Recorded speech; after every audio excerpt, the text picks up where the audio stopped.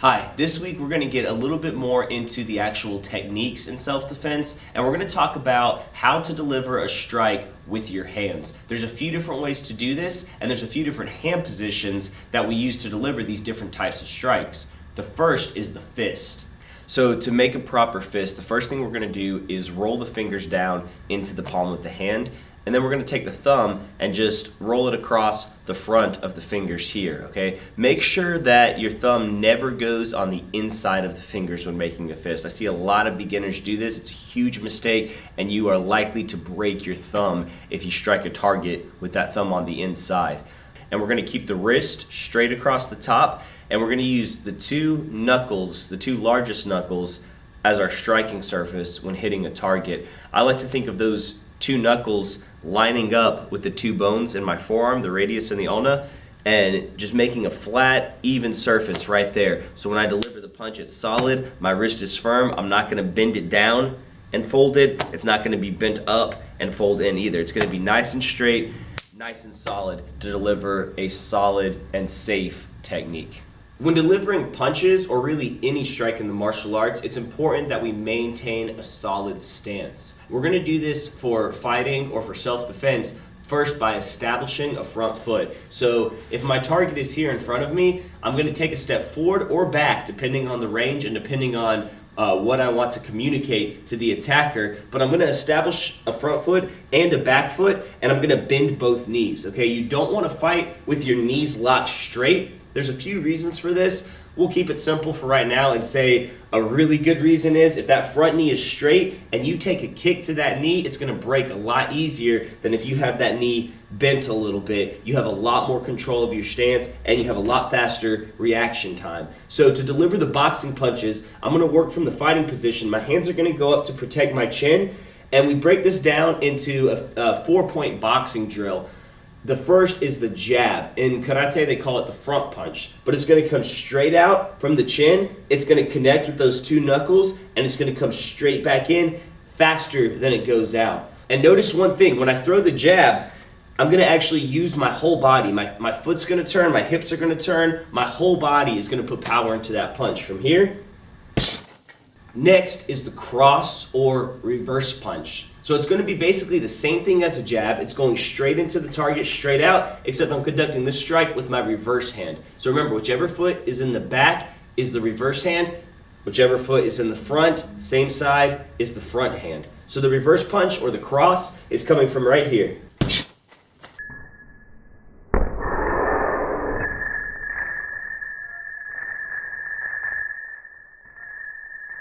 Next, we're going to deliver a hook. A hook is a punch that comes up to the side of the target. I can use it to strike the ribs or the side of the head of my attacker. So for this demonstration, I'm just going to show you a front hook with my left foot in front. I'm going to conduct with my left hand. You'll see a lot of people that get in fights, they'll throw what we call a haymaker. They'll bring that hook from way out from the side and come all the way in. Couple flaws with this technique. For one, it gives the other person more time to react and to respond. They can see what you're doing. You're telegraphing your technique by drawing all the way back here. A properly executed hook is going to go straight in beside the target, I like to say right over the shoulder of the attacker, and it's going to pivot in at the last second. You don't have to make this big, wide journey to deliver a powerful hook. If you're pivoting from the ground up, you're turning that foot, turning the hips, and throwing your whole body into it, the hook is just as, if not more, powerful, delivered properly, straight in, and turning at the last second. So from right here. So here are a few examples of boxing combinations. The first is a jab cross combination, something we teach to a lot of our beginners, and it's going to come from that same fighting stance. I'm just going to throw one strike after another, and we like to think of this as one technique. So when teaching this, I encourage my students to try to break this down to where they can do it with just one breath. So from here,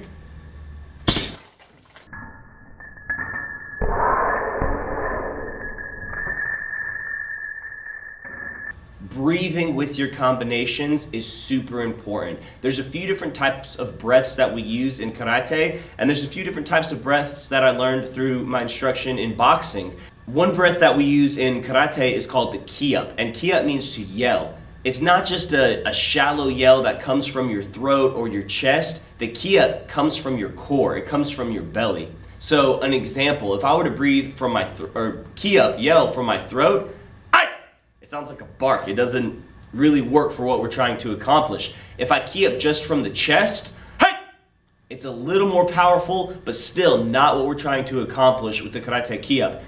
When I key up from my belly, from my diaphragm, it's a powerful, deep yell, and it comes from your core. So use that breath on your finishing techniques.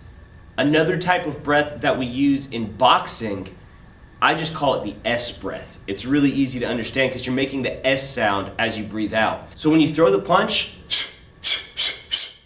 it helps you breathe smooth and breathe quickly without hyperventilating. So I use that boxing breath when I'm doing my boxing combinations.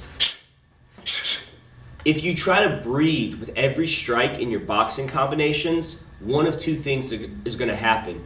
You're either going to slow down your punches or speed up your breathing to the point where you're hyperventilating. We don't want to do either of these things, so time the breathing properly. If you're throwing 2 punches, try to do them with just 1 breath. If you're throwing 4 punches, try to do it with 2 breaths. If you're throwing 3 punches in the combination, see if you can get it with 1 breath. Another type of breath that we use for this is kind of a continuous breath. So if I'm doing a 3-point boxing combination, for example, I might start out with my jab cross and plan to finish with the hook. So it's gonna look something like this: jab, cross, hook, okay?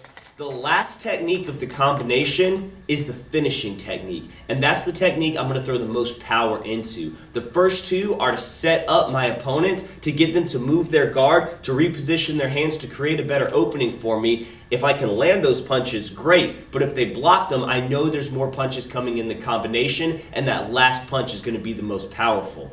So to do the continuous breath, I'm going to take a half breath out on my first 2 punches. So you can hear it. It's kind of a build-up. I'm still breathing out. It's still 1 breath, so I'm not trying to inhale in between the strikes. The last punch, I'm going to release the remainder of my air, and I can do this with a powerful key up if I want to put the karate power into that boxing punch. So an example, set!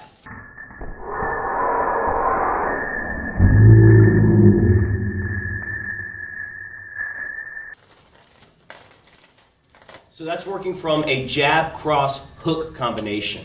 So here's some of those hand techniques demonstrated on a more human-shaped target. This is Bob. Bob is a great sparring partner because he allows me to demonstrate my techniques without hitting me back. He's really good about that.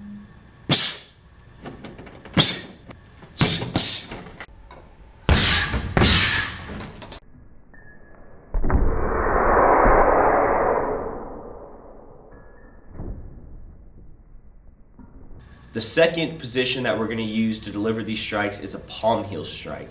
To make a palm heel, basically we're going to just do what we call a bear paw. We're going to roll the fingers down, and we're going to keep the thumb out of the way, and we're actually going to bend the wrist for this technique. I'm using the palm of my hand to deliver this strike. Some of the strikes we deliver with the palm will actually use the knife edge of the hand, but it's going to be anything in this area. To deliver a palm heel strike to a target, there's a couple things I want to be careful of. First of all, if you're striking a board or a harder target, you have to be very careful to keep the fingers out of the way, okay? So if I were to try to throw a palm heel low, it puts me at risk of banging those knuckles of my fingers into the target. So if we throw a low palm heel, a lot of times we'll turn the palm sideways and come from here. A good striking surface to deliver the palm heel is right along the jawline. One great thing about striking the jawline is it has a pointy edge to it, and it concentrates the force of your strike. So the palm heel conducted with the front hand would come straight in to the side of the jaw. If he's facing me square, I can come straight up under the chin. One thing I want to be careful for, I don't want to strike somebody in the mouth. You don't want somebody's tooth to penetrate your skin. Human mouths have a lot of germs, a lot of bacteria, and I don't want to share whatever diseases Bob may have. Another good target for the palm heel is the nose. Now, you may have read or heard before that if you throw a palm heel to somebody's nose, you can kill them. From what I've read and from what I've studied of human anatomy, It is possible to kill somebody with this technique, but it's not a 100% guarantee. The reason is everybody's nose is a different shape. So in order to make this technique absolutely 100% lethal, you would have to understand the shape of each septum, the shape of each bridge of the nose, and know exactly which angle to strike each individual. But a palm heel to the nose is a very powerful technique because the nose is a very easy target to break. So even if you're not driving the bridge of their nose into their brain, you are doing enough damage to affect their sinuses, which a lot of times will cause someone to tear up and make them become disoriented. So a palm heel to the nose with the front hand, palm heel to the nose with the reverse hand. Another great strike and very safe strike we teach to beginners for self-defense is the hammer fist. A hammer fist can be done from a few different angles, and you're using the same fist you would use in any of the boxing punches. We're just using a different striking surface. So with the boxing punches, we used the two large knuckles to strike straight in. With the hammer fist, we're actually going to use the knife edge of the hand, and it's going to come down just like you would with a hammer. So the hammer fist can be done from a few different angles. The first I'm going to show you are an inside hammer fist and an outside hammer fist. So with my target in front of me, I'm going to conduct an inside hammer fist. I can do this with either hand, but for this demonstration, I'm going to use my reverse hand. So whichever leg is in the back, the same hand is considered the reverse hand. It's going to make the fist, it's going to come up from close to the ear, and it's going to just roll to the inside, and it's going to rotate in using the knife edge of the hand to strike the target. So from here, striking across, right? A front hammer fist would be basically the same technique, but it would be with the hand that's in front. And so you can see how the technique is conducted. I'm just going to change my stance. So now my left foot is in front, the left hand will be the front inside hammer fist now. From here, still a very effective technique. So a reverse hammer fist from this side, and a front hammer fist with the right hand. So to conduct an outside hammer fist, we're going to work from a little bit different angle. The outside hammer fist is coming across. So from the fighting stance, my front hand will chamber back this way, and I'm still going to put a rotation into my hand technique. As it comes out, it's going to come out almost like I want to throw a back fist to his temple, but at the last second, I'm going to rotate, and I'm going to use the knife edge of my hand to come across the jawline. So from here, another good target we can strike with a hammer fist is the clavicle or collarbone. Basically, on a grown man, it takes around 13 pounds of striking force to break a human collarbone. In our martial arts program, we test the power of our different strikes by breaking boards. We have children in our program that can break boards equivalent to the strength and density of an adult collarbone. So this is a technique that is very possible. It's not fatal, it's not lethal, but with a broken collarbone, it makes it very difficult for someone to continue to attack you. So to deliver the hammer fist to the collarbone, we're basically going to do the same strike we did on the bag. We came in with the inside strike. This one's going to be a little bit different. This time, it's going to come vertically. So it's still going to chamber from the ear, and I'm coming straight down across to that clavicle right there. So a little quicker. One thing we want to be aware of when striking is the depth of the technique. So, for example, if I'm striking Bob's sternum and I only hit the surface, it doesn't really do a lot to him. It'll move him a little bit. It might get him to react and drop his hands. Well, he doesn't have hands, but a real person, if you throw that strike to the sternum, it might get them to react to guard, to protect their chest, creating a better opening. If I aim a little bit deeper for the sternum, now we're knocking the wind out of somebody.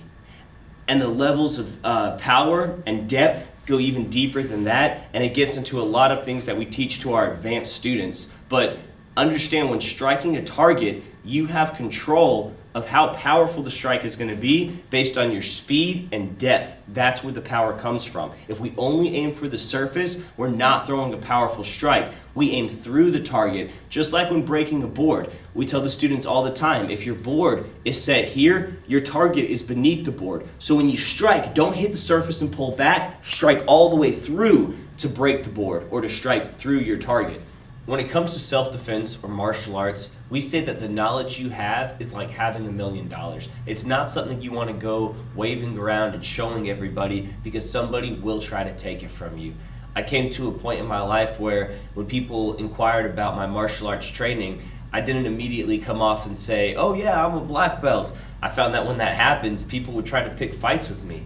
But then when I tell them I'm a white belt, they encourage me and tell me, hey, good job, keep up the good work. So it's really interesting how that works out. People want to test what you know. People want to test the knowledge that you have. So I've said it before and I'll say it again, don't be a meathead.